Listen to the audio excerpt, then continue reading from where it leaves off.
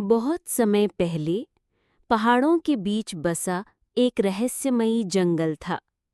गांव के लोग उस जंगल के बारे में अजीब-अजीब कहानियां सुनाते थे। गांव के बुजुर्ग कहते थे, उस जंगल में एक ऐसा जीव रहता है जिसे देखने की ताकत सिर्फ उसी को मिलती है जिसे खुद प्रकृति चुनती है। कहा जाता था, वो जीव दिखने में मोर जैसा था, लेकिन उसके पंख साधारण नहीं थे।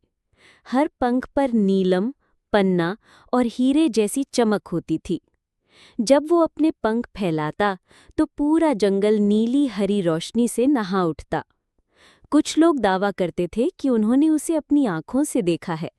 वे कहते, जब वो चलता तो उसके हर कदम से चांदी जैसी लकीरें जमीन पर उभर जाती।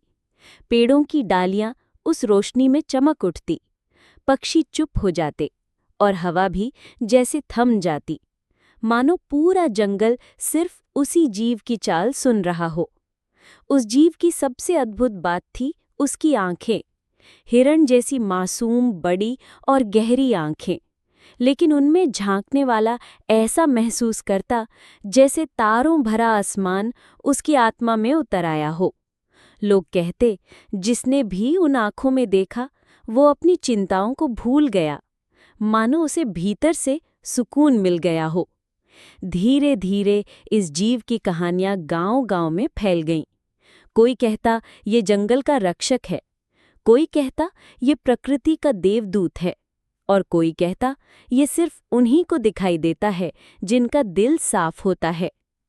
एक रात गांव का एक बच्चा जंगल में भटक गया। अंधेरे में डरा सहमा वो रोने लगा।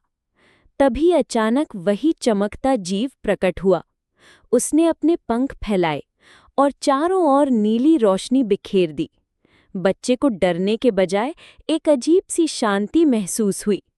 वो उस रोशनी के पीछे पीछे चला और कुछ ही देर में सुरक्षित अपने गांव पहुंच गया।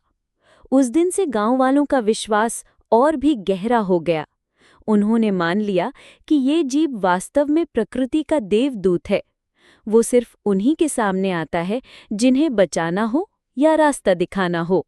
अगर वीडियो अच्छा लगा तो चैनल को लाइक और सब्सक्राइब कर दो।